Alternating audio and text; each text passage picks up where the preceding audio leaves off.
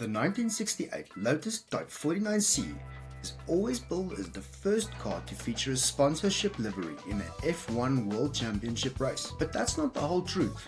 A South African team beat them to the grid by 5 whole months. Welcome to Toy Car Time Machine, where I explore motorsport and automotive history with the help of my diecast collection. Team Lotus was the first big factory-backed team to field a sponsored livery, yes. For those who don't follow motorsports, factory-backed or works teams are teams backed by auto manufacturers and typically build their own cars.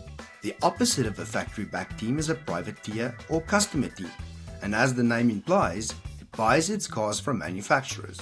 Sometimes these teams only featured when their local Grand Prix rolled into town.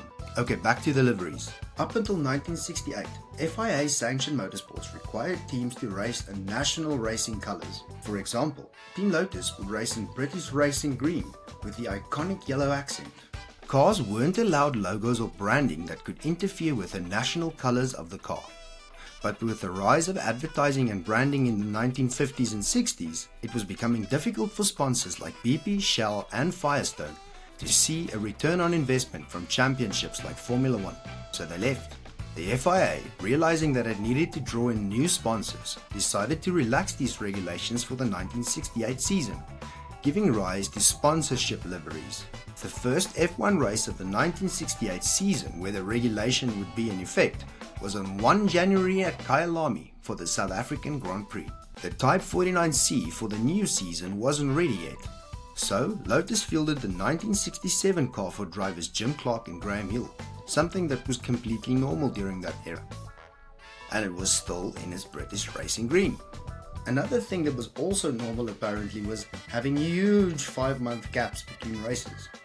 At the second round in Spain on the 12th of May, the Type 49C looked completely different, decked out in the Gold Leaf Tobacco Company's red, white and gold.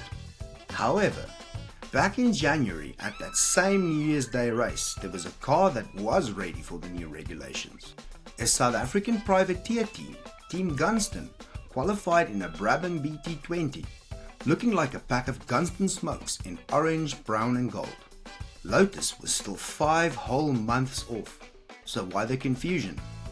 Personally, I think what happened is that the factory-backed bit of Lotus and the 49C's achievement just somehow fell away over the years.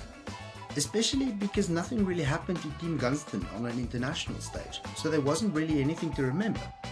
Whereas Lotus and their Type 49C both became legends. What do you think? Let me know in the comments.